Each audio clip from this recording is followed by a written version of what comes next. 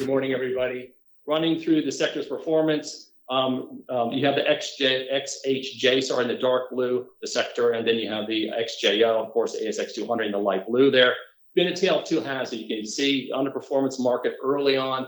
People are thinking COVID's gone and dusted. All floodgates are going to be opened. But then we kind of hit a little soft patch in mid-year as the market kind of tanked on the inflationary risks.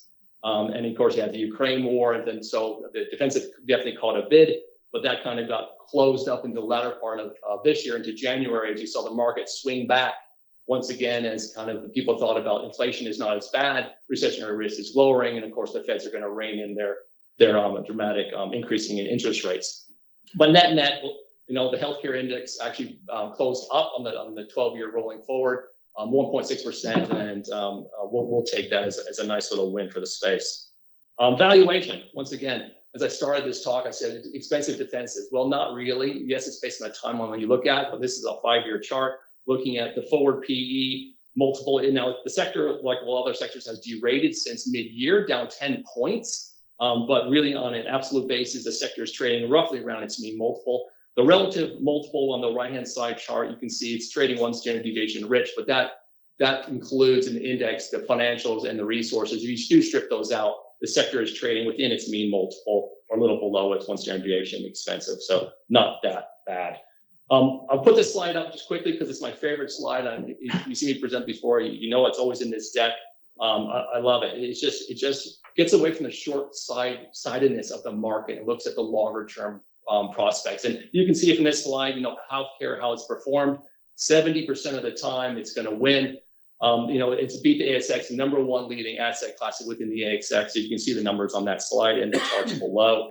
Still looking this year, coming off a little bit worse out of the gate, but I don't want to steal any of Kenny's thunder. I'm not going to get into the nitty gritty here, but you can see where we are in the business cycle. Yes, the Eurozone, it looks like a little bit further along than everyone. China's coming up.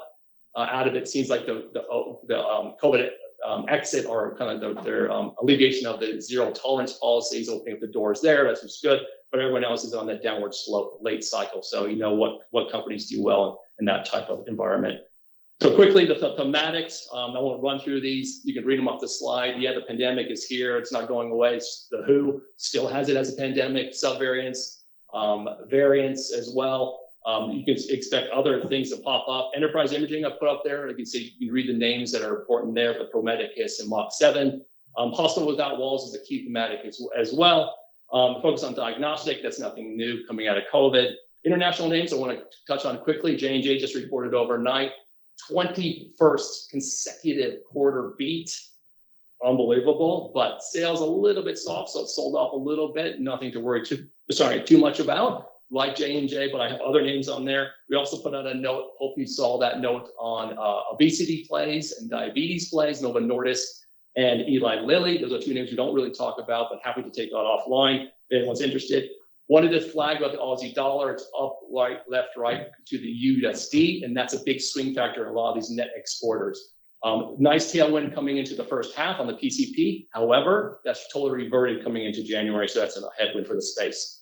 Now, looking into reporting season, hard to really peg winners and losers or beats and misses, given that a lot of these companies are still languishing with residual COVID effects. Half of them haven't really given us any guidance, so it's a little bit all over the place. But I put Resmed up as a beat candidate, as I just explained before. It's going from win to win. It does report this Friday, by the way. And normally their quarter Q4, also on the calendar, is normally a stronger seasonal quarter as well. That's a positive.